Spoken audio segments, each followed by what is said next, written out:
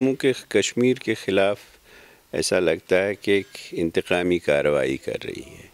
ایک کے بعد دوسرا، دوسرے کے بعد تیسرا، تیسرے کے بعد چوتھا ظلم ڈال رہی ہے لوگوں پہ، اور ظلم کی نئی قسط ہے جو یہ پراپرٹی ٹیکس لگا رہے ہیں۔ بنیادی تو ان کا کشمیر کے ساتھ مسئلہ ہے، دشمنی ہے، لیکن اس میں جموں کے لوگ بھی بیچارے پس رہے ہیں جنہوں نے ان کو ووٹ دیا، اور جن کے بھی ویسے ہی مسائل ہیں جیسے کشمیر کے ہیں۔ تو اس طرح سے پوری ریاست اس وقت اس گرداب میں پھنسی ہوئی ہے۔ 1 سال سے زیادہ ہو گیا ہمارا جموں کشمیر اکنامکلی اتنا زبردست پسماندہ ہو گیا ہے کہ اب لوگوں کے پاس کھانے کے لالے پڑ گئے ہیں۔ تو اس میں انہوں نے ایک اور ٹیکس کا اضافہ کیا ہے۔ اس کا ایک ہی انسان نکال سکتا ہے اس کا یہ کہ گورنمنٹ آف انڈیا پوری طرح سے ایک جنگ چھیڑ رہے ہیں جموں کشمیر کے ساتھ، جو انہوں نے آرٹیکل 37 اور 370 اور جموں کشمیر کی ریاست کو ختم کر کے ایک نیا سسٹم رائج کر کے شروع کیا تھا، اس میں ابھی وہ کوئی پیچھے نہیں ہے۔ اس کے بعد بھی معلوم نہیں کتنے ان کے تیر ہوں گے ترکش میں جس کے لیے ہمیں تیار رہنا ہوگا۔ پورا میں نے کہا نا، ان کا یہ اس وقت ہے کہ جو انہوں نے زیادتیاں ظلم جموں کشمیر کے ساتھ روا رکھا ہے اس کی کوئی بات نہ کرے،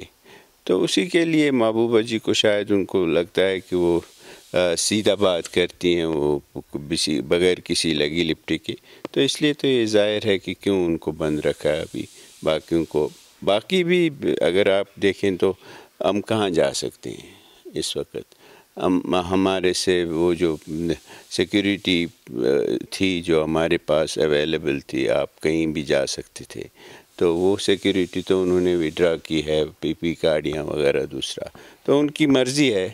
تو اس کے دوسری طرف شہر میں بھی اب اتنی وارداتیں ہو گئی ہیں، اتنا وائلنس بڑھ گیا ہے، جو پہلے کہتے تھے کہ یہ اسپیشل اسٹیٹس کی وجہ سے یہ یہاں پہ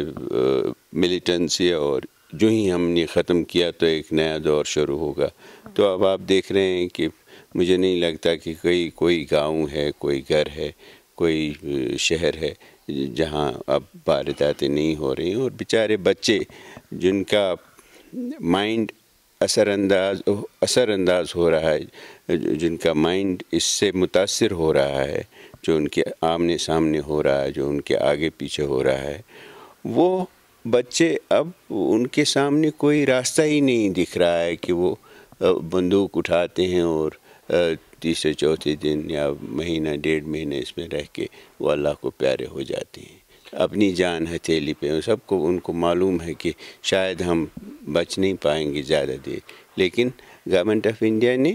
انگیجمنٹ کے، بات چیت کے، ڈائیلاگ کے اور کانفلکٹ ریزولوشن کے سبھی دروازے بند کیے ہیں۔ تو تنگ آمد بہ جنگ آمد، تو اور زیادہ لڑکے اس میں جا رہے ہیں۔ 5 اگست پہ جو گپکا ڈکلیریشن ہوا تھا، 370 کو سمرتھن دینے کی بات ہوئی تھی، ساری پارٹیز ایک ساتھ جٹ ہوئے تھے، لیکن اس کے بعد میں جب فاروق عبداللہ صاحب کو بھی چھوڑا گیا، عمر عبداللہ صاحب کو بھی چھوڑا گیا اور باقی پارٹی ممبرس کو بھی چھوڑا گیا، اس کے بعد میں لگا تھا کہیں پہ شاید 370 کی بات ہوگی، لیکن نہیں ہوئی۔ اور جب کہ اب فاروق صاحب کا ایک اور بیان ایسا ہے کہ اب شاید چائنا ہی 370 کو واپس لا سکتے ہیں، تو ایسے بیان کو آپ کیسے؟ مجھے نہیں پتا فاروق صاحب نے کیا کہا اور کس پیرائے میں کہا، لیکن ایک چیز واضح ہے کہ پہلے جموں کشمیر کے 2 دعوے دار تھے، ہندوستان اور پاکستان کے پاس بھی ہماری کچھ زمین ہے، ہندوستان کے پاس ہماری زمین ہے،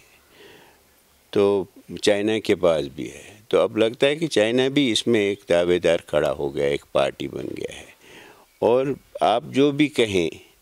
جو چائنا نے 2-3 بار واضح کیا، وہ پہلی بار آپ دیکھ رہے ہیں کہ یونائٹڈ نیشنز میں ہندوستان اور پاکستان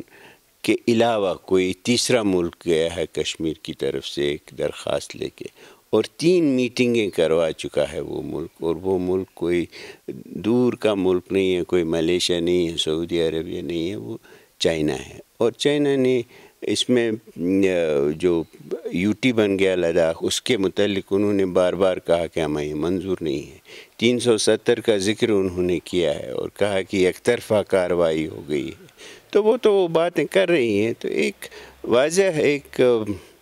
علامت ہے کہ چائنا جموں کشمیر سے دلچسپی لے رہا ہے، اور جس طرح سے انہوں نے